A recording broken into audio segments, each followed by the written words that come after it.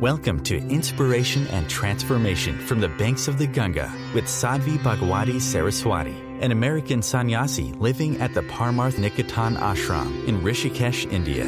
Sadhvi is president of the Divine Shakti Foundation, a charitable organization bringing education, vocational training, upliftment, and empowerment programs to women and children.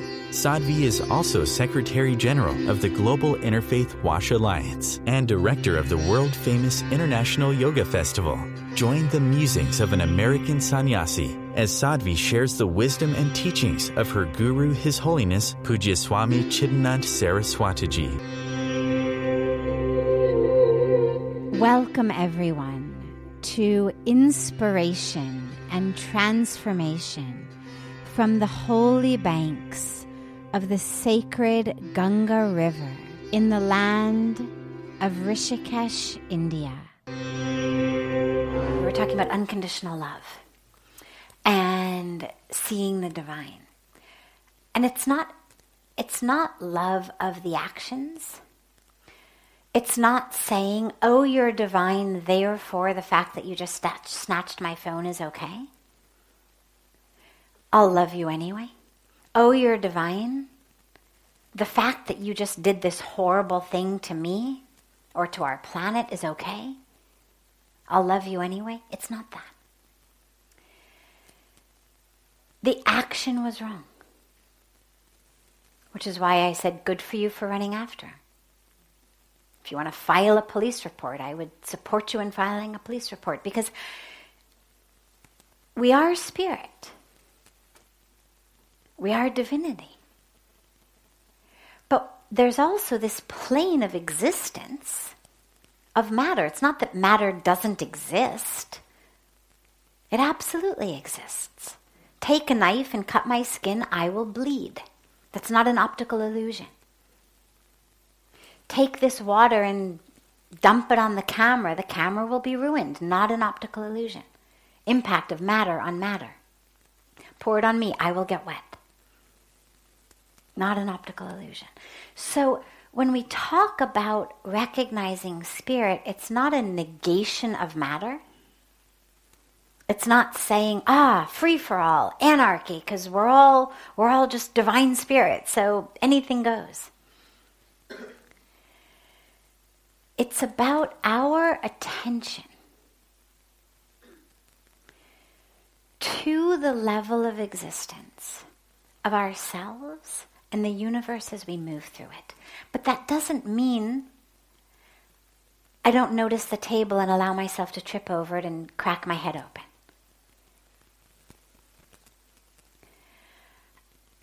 It's both. But what we find is,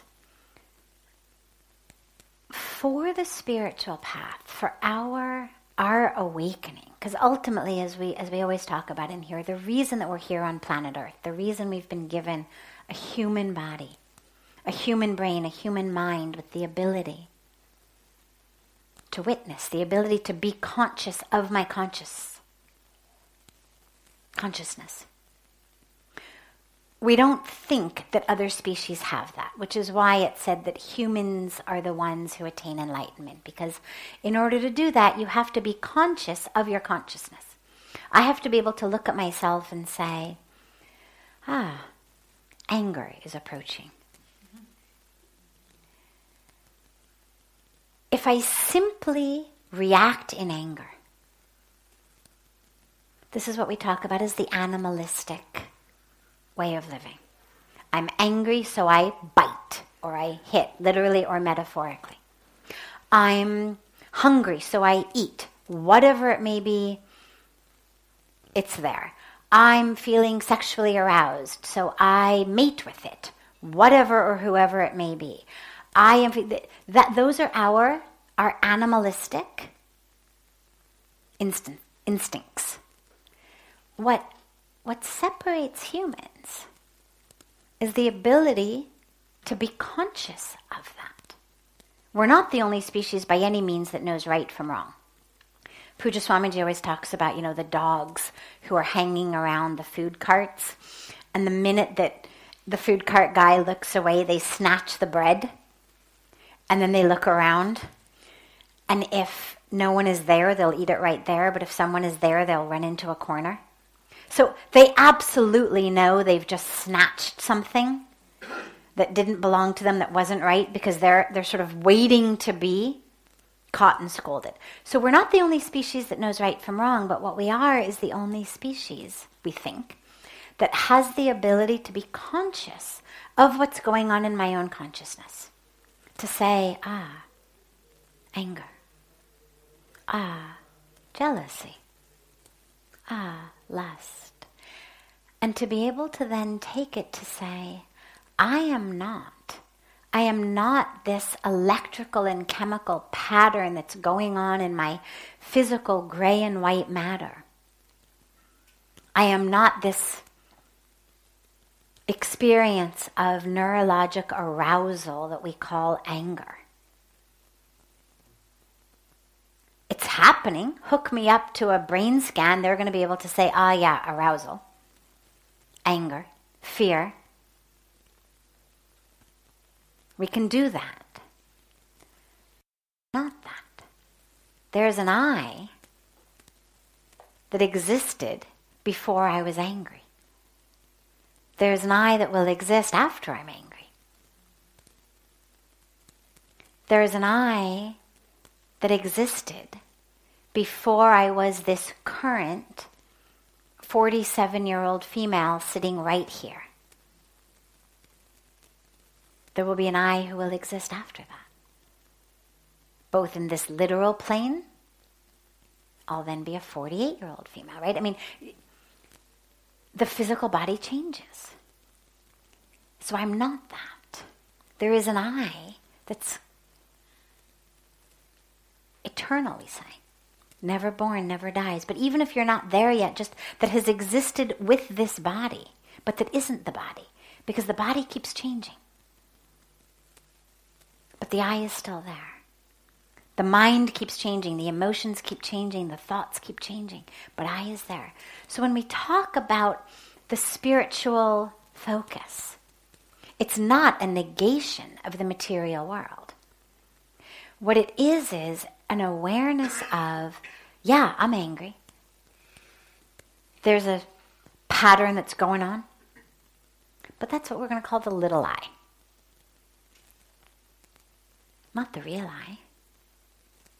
The real I isn't angry. The real I is able to watch my little I. Watch, anger. Fear. Self-righteousness. Injustice. Insecurity. Meaning now, who's going to snatch my phone tomorrow if I talk on it? It could happen again. Games of the mind. But there's an I that's able to watch that. That's able to sit there and to see. See those emotions. See the fear. See the indignance. Indignation, I guess is the word. See the anger. See all of that. If I can identify with that, then I'm not a slave to my emotions, to my thoughts. That's the goal. The goal of our spiritual practice is freedom.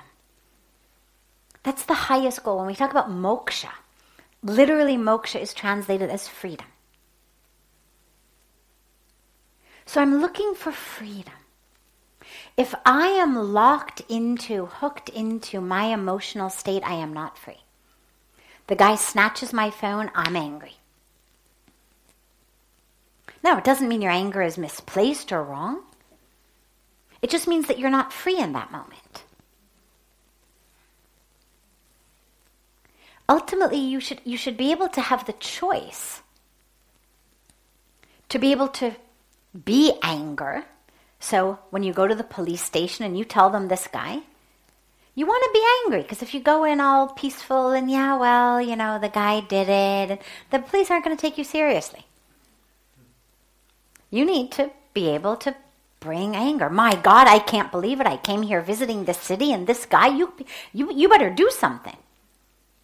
Otherwise, I'm going to go to my embassy. Whatever you need to do. So the anger or the feelings aren't the problem. The problem is when I'm not free, when I'm a slave to them. There are absolutely places, parenting, teaching, administrating, where we need to be able to bring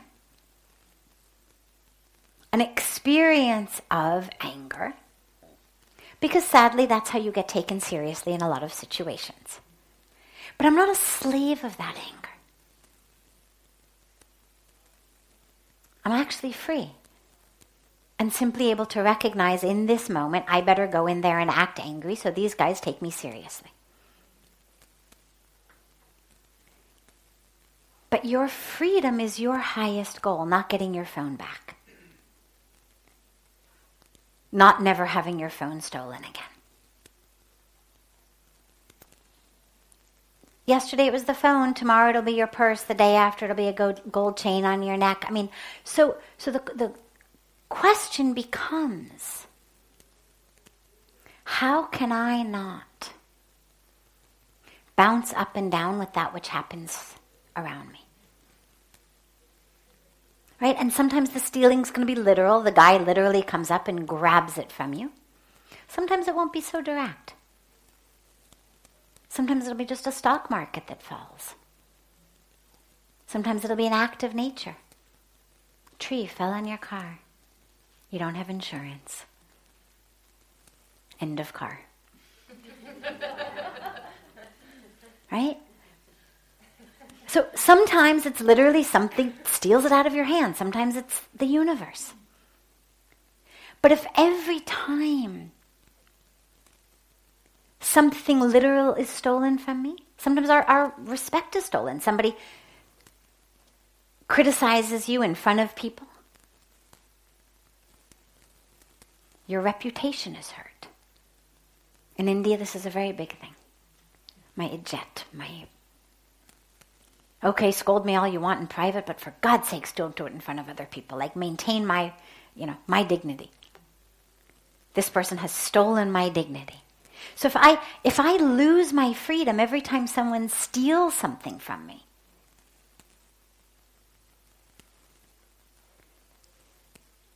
I'm not getting very far on my path, my spiritual path. And it's not about being judged. I mean, there's nobody judging your path. It's about your freedom from suffering. Because anger creates suffering. Jealousy creates suffering. Competition creates suffering. Holding grudges creates suffering. Living in fear creates suffering. Living in indignation creates suffering. So I'm looking for freedom because that's my only way out of this suffering, which is not the same as apathy. It is not the same as indifference. We are not saying, oh yeah, no problem, steal my phone, I've become very spiritual.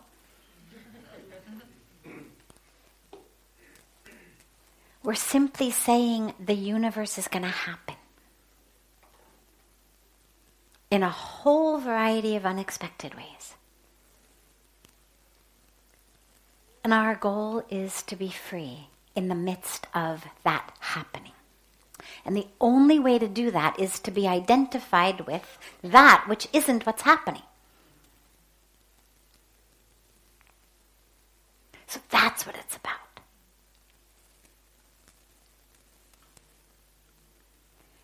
So see the part of you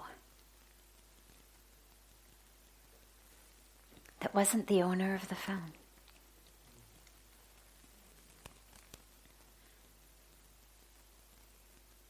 Can you see the part of you that was the stealer of the phone?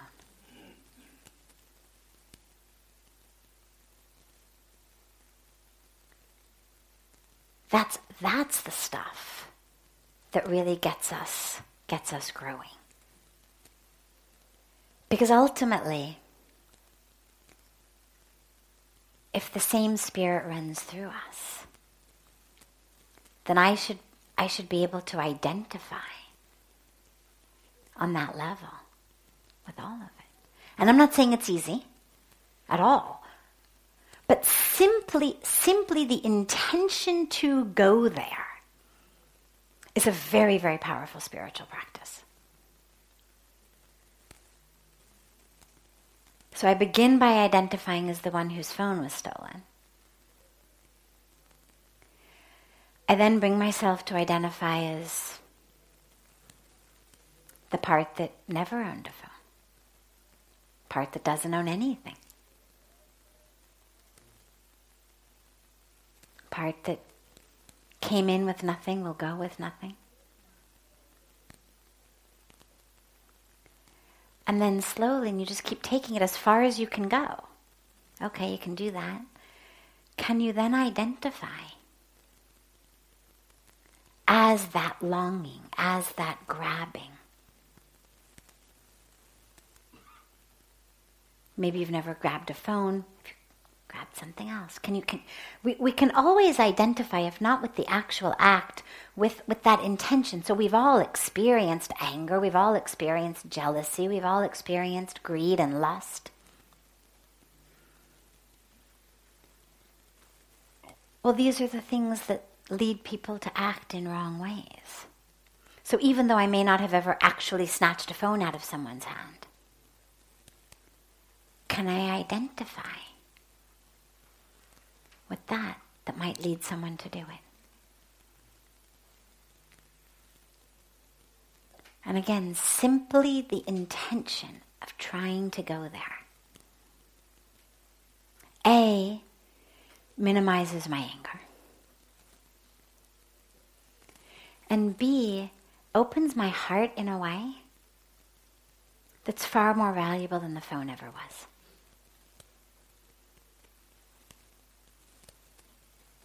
So we take care of the material world. We understand it. As I said, we notice the table so we don't trip over it. We're careful not to spill the water on the camera so it doesn't get ruined. We take care of our things. It's energy. But we understand we're not them. So we just keep bringing it back to the truth of who we are, which is not an owner of a phone. It's not one who can own anything.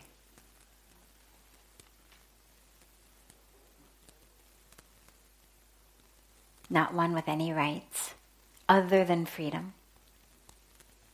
God never said in any of the scriptures I know, never said, I promise you,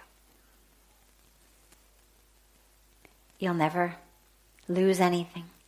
I promise you'll never be hurt. I promise you'll never get an illness or a disease. I promise that your loved ones will never be hurt. I promise they won't die. There's no promises from God like that. The promise we get is, come to me and you will experience freedom. Come to me and you will experience what you are here for. Not come to me, do good things and I'll protect you. That it comes from our concept of sort of God as just this mother, father sort of caretaker. But God's ultimate goal for us is not, you should never be stolen from, you should never be hurt, you should never be cheated, you should never be betrayed. God's ultimate goal for us is you should wake up. And if I've got to send somebody to snatch a phone out of your hands and have you chase him down the street in order to bring you into a moment of, oh, wow, okay, wait, what's going on here? I'll do it. If I need to set fire to your house, I'll do it. If I need to give you an illness, I'll do it. Not as a punishment. Not as a punishment. But as simply a tool to wake you up. Because that's the only goal of God's. You're listening to OTR-FM, part of the IOM radio network. Being a radio host on IOM FM allows you to build your show on a rich platform with the power of the internet to fulfill your outreach goals and connect with a very specialized and global online audience, unlimited by time and distance. OMTimes Radio will provide you with web relevance, a recognizable conscious brand, and with the standard of excellence that has accompanied every single Circle of Hearts Radio is a sanctuary on the airwaves. Join me, Grandmother Elia, in the circle on Sunday 2 p.m. Eastern as I share information to both enlighten and nourish your soul. Hi, this is Christina Ricci with RAIN. Every 2 minutes, another American is sexually assaulted. If you or someone you know has been sexually assaulted, you are not alone. Help is just a call or click away through the National Sexual Assault Hotline. Please call 1-800-656-HOPE, that's HOPE, or visit RAIN.org, that's RAINN.org. Brought to you by RAIN and this station. Welcome back to Inspiration and Transformation. I'm so glad to have you all back here with me. The lotus is a perfect example, and this is why we love the lotus flower, use it in so many divine symbols and artwork and temples and so much. Because the lotus sits in the muck, in the dirt, but is untouched by it. So the detachment is not a detachment of, I'm out of here. It's a detachment of, I'm in here. I'm in the world. But I'm not quite of the world. And the lotus is the symbol of that. So, be in the world. Be fully in the world. The lotus flower could not blossom beautifully if the roots were not deep, deep, deep in the muck.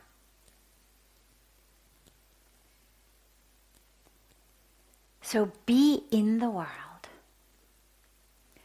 Being on a spiritual path does not mean I go through the rest of my life sort of half-heartedly. Do it sincerely. Do it sincerely, whatever you're doing. In the family, in the workplace, in the world. But realize, I'm not of this. And picture literally sort of that which you're detaching from. Imagine that you were a petal of a lotus flower that a speck of dirt landed on. It's going to just slide right off it, right? Slide right off into the water. Imagine that you're that petal of that flower, that it can just slide right off. But remember that wherever you are, I mean, we're all in the world. Even here in Rishikesh, we're in the world. You know, when we talk about being in the world versus not being in the world, it's almost a false distinction. Because the truth really is that the dilemmas of the world are not caused by the world themselves, but they're caused by your mind. And that stays with you wherever you go. You could go sit off in a cave, but your mind would be there. And so the stuff that works in your mind is going to work in your mind wherever you are.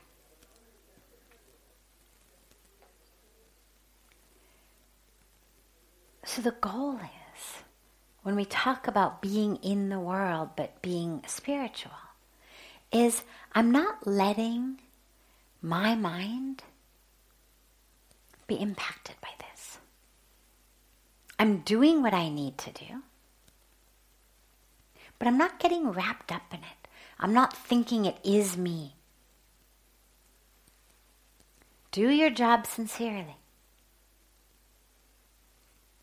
This is core order of Lord Krishna in the Bhagavad Gita, right? No, you may not run away, Arjun. And no, you may not fight this war in an indifferent, apathetic kind of way. Fully engaged, fully sincere, and realizing who you really are. Realizing the truth of the self. So that which we detach from, detachment is not actually a detachment from the world itself. It's a detachment from our expectations of the world, our way of interacting with our minds in the world. That's what we need to detach from. That which makes me feel very jealous or very competitive or very frustrated. That's what I need to detach from.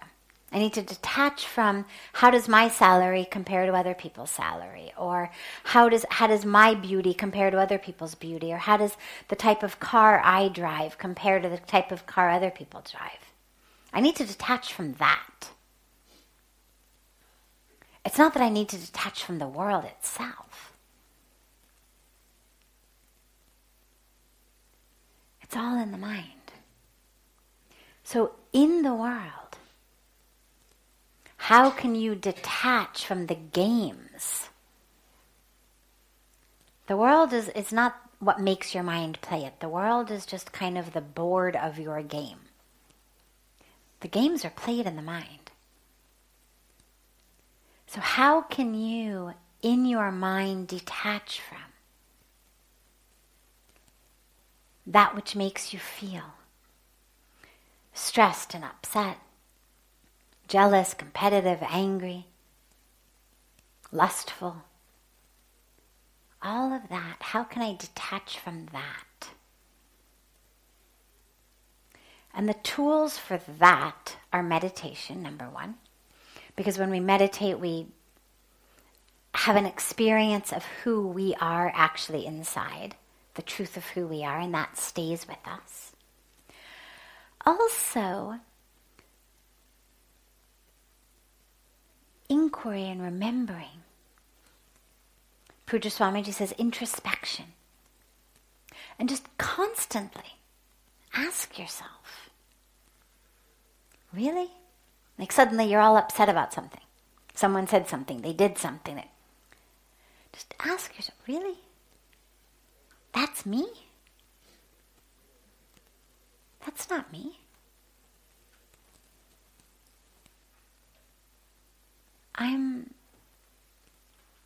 I'm that which is whole. I'm that which is complete. Okay, I'm doing my job. I'm going to do it the best I can.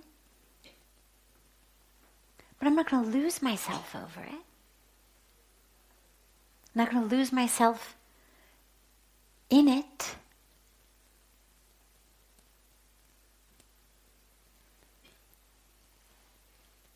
So do it like that, and whatever you do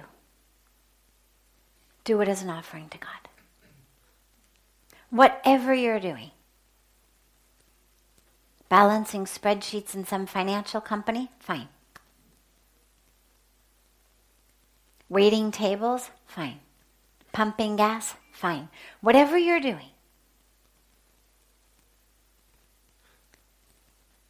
do it as an offering to God. Now, obviously, if you can do something that helps make more of an obvious difference in the world, that's actually helping God's creation, it's going to be a lot easier to feel that. If you can do some volunteering, do some seva, it's a lot easier to feel that than if you're working as a waiter. But the truth is, whatever we do should be done as an offering to God. And if you're there, whatever you do becomes spiritual. Otherwise, we're on our way to yoga class or to meditation class or to the mandir or something, and we're stuck in traffic, right? We get a flat tire, something happens. Suddenly I'm furious. I'm furious at the person who made me late. I'm furious at the traffic. I'm furious at the guy who called me as soon as I was leaving the house because it delayed me for 5 more minutes. I'm all worked up because, my God, I've got to get to my yoga class. I've got to get to meditation. I've got to get to the temple. This was my spiritual time. Well, all right, maybe today my meditation time was meant to be spent in traffic. Maybe I was supposed to have a meditation on traffic. Meditation on my connection with the drivers of all the other cars. Either we're all one or we're not all one. And if we are all one, then that all includes the guys driving the car next to me. It includes the pedestrians who know I'm not going to speed up to zoom around and could accidentally run over just so that I can make the light and get there 30 seconds faster. We're all one. Which means wherever I am, I'm able to use it as a way of furthering my spiritual practice. And lastly, really ask yourself how much you can do in the service of the world. Because that's the easiest. If you can actually work for an organization that's doing something, if you can do some seva, either paid or unpaid, either way, it's going to be a lot easier to remember I'm a tool in God's hands. There's going to feel a lot more integrity in that.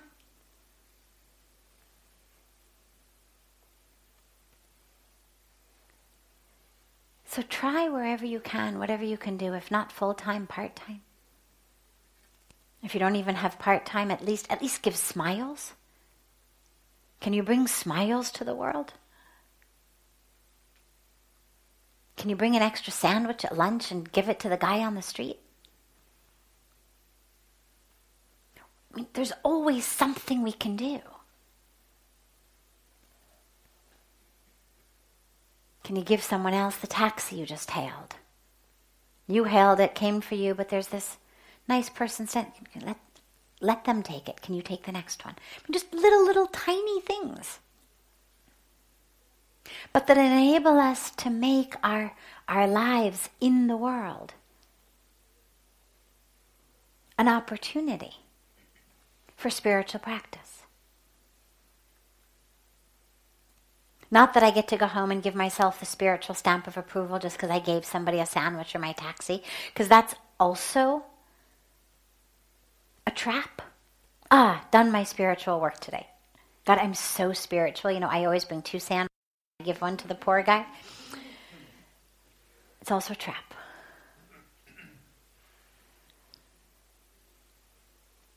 I do it not for them. I do it to remind me.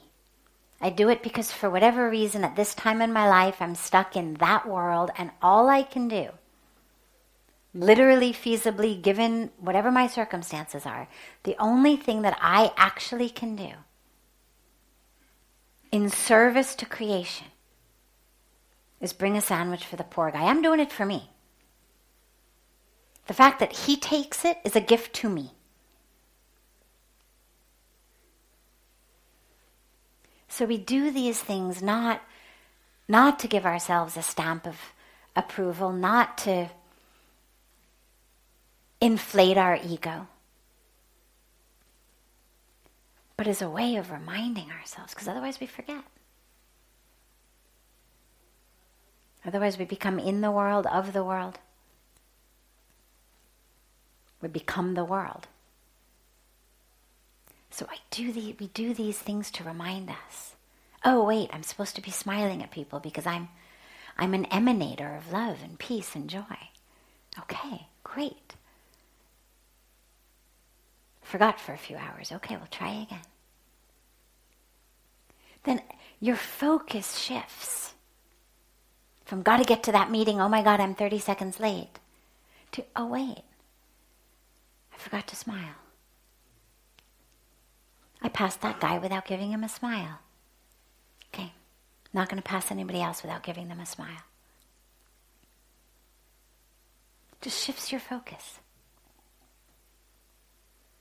And it makes whatever you're doing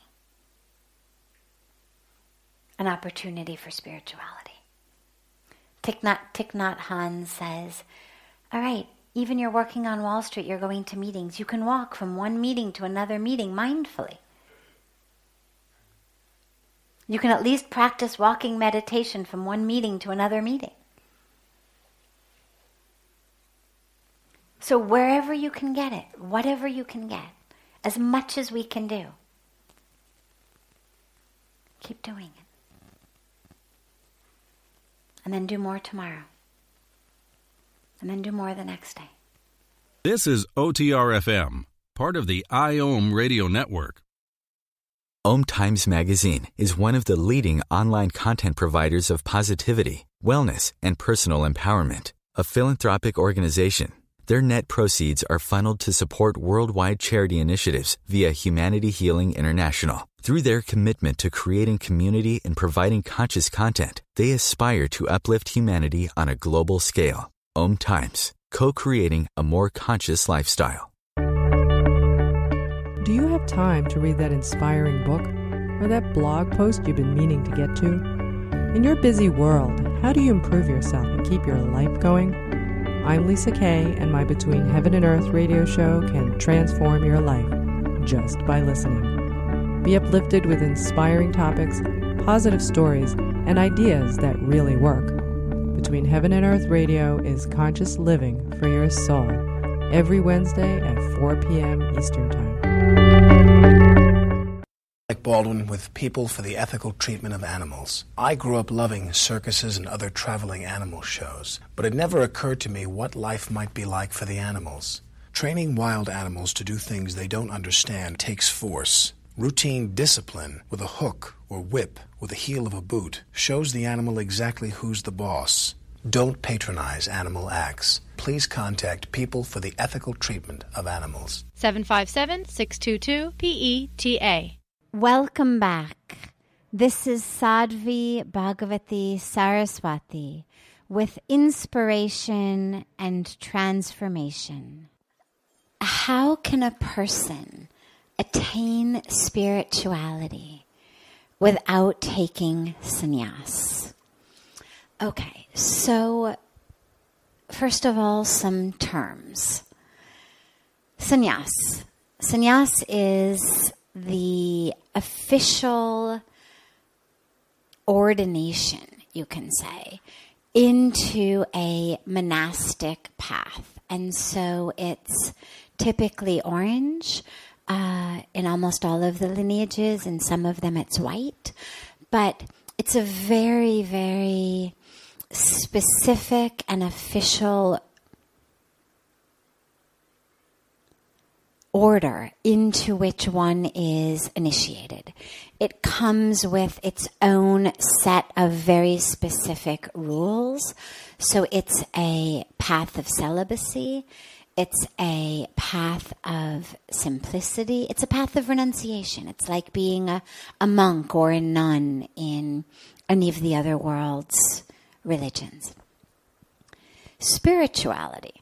Because remember the question said, how to attain spirituality without taking sannyas. So spirituality, very literally, if you look it up in the dictionary, which I actually did several years ago, literally means pertaining to spirit. That's what spirituality is, pertaining to spirit. And what I love about that, the definition is, most of us live our lives from the perspective of matter. We feel like an object. We think we are an object. We therefore see the world as an object. This physical being, We think it is the self. We therefore think other people's physical beings are also them, and they become objects to us. So the material way of looking at the world says, I'm an object. I am this physical body, and I am therefore all of the things that have happened to it. I am all of the identities and the titles that I've given to it, that the world has given to it, based on my color or my gender or my nationality or my religion or my beauty or lack thereof or my intelligence or lack thereof or whatever it may be. I am all of these titles and identity. The spiritual way of looking at the world says no. You have a body, but you are the spirit. And if you doubt that, think back over times in your life. Think back as far as you can remember, early childhood. Then think back to a moment maybe in elementary school or junior high school. Then think to a moment maybe in university. Then, depending on how old you are, think back to a moment, 10 years ago, 20 years ago. And what you find is that although the body has changed remarkably, you don't even have to hear my, scientific thing about how frequently the cells of the body regenerate and whatnot. You just look at pictures. What did you look like at 5? What did you look like at 15? What do you look like at 25? Well, the body has changed completely. And yet, we were saying and experiencing I along the way. There was never a moment in which we didn't feel I because the body had changed. So the body keeps changing, but the I stays constant. And so the I must be something other than the body. So that's the spirit. We have a body. We use our body. Some of our bodies are better at certain things than others. Some of our bodies are certain colors. Some of them are different shapes. We've all got different year models of bodies, right? I was saying earlier today I have a 1971 model body. But I'm not the body. I'm the spirit in the body. I'm the spirit using the body. And when this body is done, I'll get a new one. It's the beauty of a path of reincarnation. So the way of looking at the world that's spiritual says not, I'm a body, you're an object, I'm an object, we are separate. Let's fight over scarce resources. Let's push each other out of the way to get to the top. Let's draw lines based on our colors or our religions or our sexual orientations or our countries. But it says, I'm spirit. And you're spirit. And I have a body and you have a body and yours may be a different model than the 1971 version. But it's irrelevant. Utterly irrelevant. Like what model cars we drive. Irrelevant. We're spirit. And so that's really all that spirituality is a commitment to look at the world as spirit, which of course means we are one. Because there's one spirit that flows through all of us. Different vehicles, different vessels, different containers, different reflections of the divine, but it's one spirit. And so spirituality is just a commitment to look at the world like that and to live like that. And you certainly don't need to take vows of monasticism in order to do that. In fact, our scriptures are full of stories of householders, sages, rishis, who were householders, who were married, who had families, who had jobs. So there is nothing at all about a path of spirituality that you cannot attain in a family, in the world, with a day job, It's more difficult on some level, it's easier on some level. The way that it's more difficult, of course, is because you get pulled into what in this culture they call Maya, which is this illusory belief that really what matters most is what school your kid gets into. That really what matters most is who your husband or wife was talking to at the party you just came from.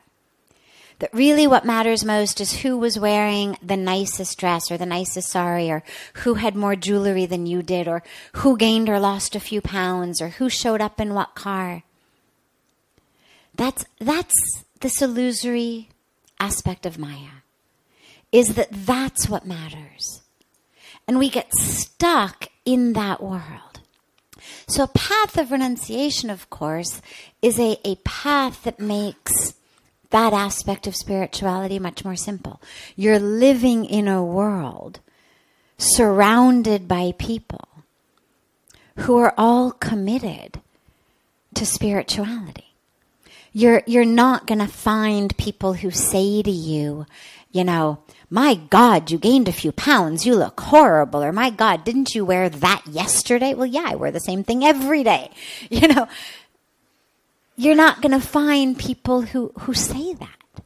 You're not going to find people who think that. You're not going to find people who judge each other based on what you look like, based on how much money you make, and nobody makes any money. There's not going to be a judgment on what family you come from, what model your body is. So it's much easier in that way. But if you are someone, as all of you are, certainly the vast majority of you are, who have chosen paths of householders, you've chosen marriage, you've chosen kids, whether you've already done it or you're just thinking about doing it, either way, that's the path you've chosen. And so the question then becomes, how do I, living the life of a householder, living a non-monastic life, how do I embrace spirituality? Which is the same way that you embrace it when you've chosen a monastic path, which is to remember that you are spirit. And that those with whom you're interacting are spirit. And so instead of looking at the world as objects who we can use, fulfill some purpose for us, or who are obstacles on our path, hurdles we have to push out of the way, we look at the world as reflections of the self, reflections of spirit. And so our commitment becomes, whether we're looking in the eyes of other people living in an ashram, other monastics, or whether we're looking in the eyes of our husband or our wife or our children or our in-laws or our employees or our employers. Can I see you as spirit? Well, it doesn't mean denying you have a body. It doesn't mean denying that you're doing a job. It doesn't mean that what you're doing isn't important. It doesn't mean that as an employer you have to just kind of let your employees do whatever they want. It wouldn't be very successful to run a business like that, as most of you know. But what it means is that as you interact with them, the highest importance in that interaction is to come at it from a place of spirit. Yeah, you wear the mask of CEO or president or boss, but can you remember in the interaction that you're spirit? And yeah, they're wearing the mask of employee, but can you remember their spirit? And can you remember that the highest goal in every interaction, more important than the project, more important than the deal, more important than anything else, is for us to interact in the world as spirit. And to remember that. And that's doable in every single circumstance. And the last point I want to mention, because I can hear the question come up, is, well, how do I run a successful business like that then? I mean, if my highest goal is to interact with my employees as spirit rather than employees, how do I make sure that they're doing a good job? How do I make sure they're doing the right thing? If my highest goal as an educator is to interact with students as spirit rather than as students, how do I make sure they're learning what I'm supposed to be teaching them? And here's what's incredible. When people are seen as spirit, when people are seen, and when I say spirit, I don't mean just the ethereal, non-tangible aspect. I mean the truth of who they are. The love of who they are. The depth of who they are. The soul of who they are. That's in a body.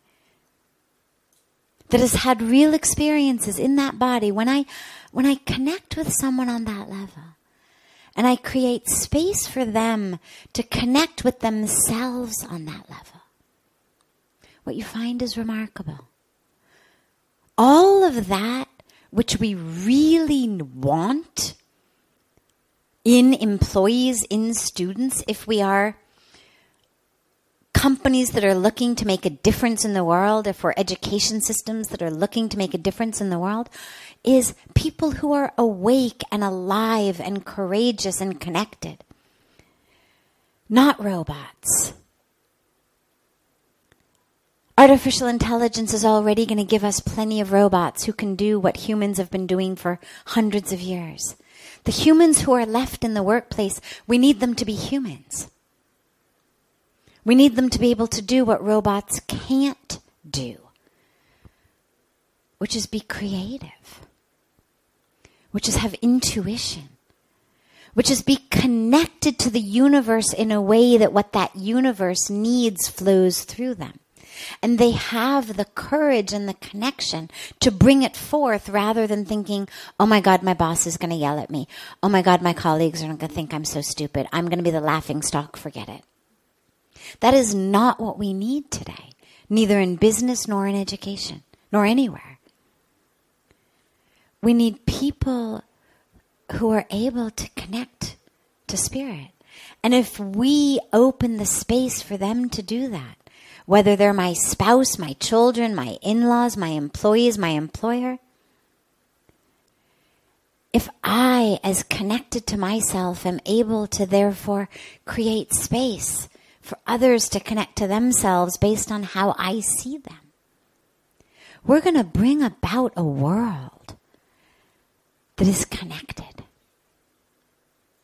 A world that is courageous, a world that steps up to the opportunity and the invitation that the universe is offering, which is wake up.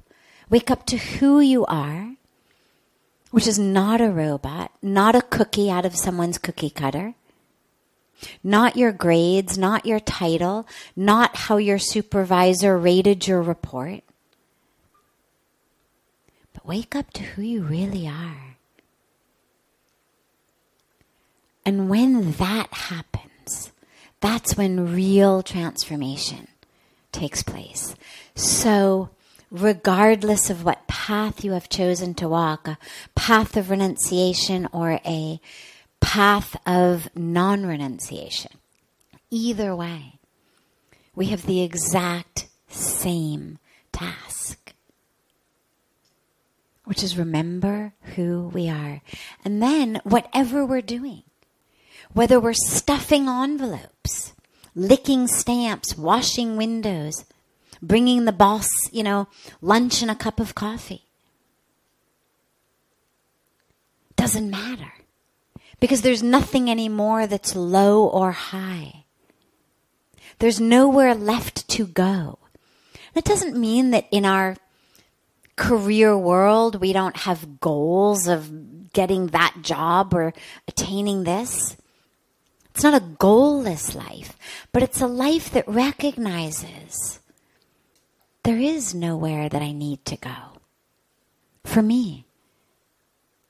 And so whether I'm stuffing envelopes forever or whether I get the corner office next week, either way, I'm spirit. And I can be awake and plugged in and connected and beneficial to the world, just as much in the mailroom as in the CEO's office. The world doesn't need more CEOs or presidents. As I said, it needs people who are awake and connected. And you can do that just as well in the mailroom, as the window washer, as the guy who refills the coffee maker, whatever your task may be. As someone who is connected, you're going to spread that. You're going to share that. And that's your task on earth. This brings to a close this hour of inspiration and transformation. Thank you so much for joining me. I'm so glad to be together with you all each week. And I look forward to being together again next Thursday, same time, on OMTimes Radio.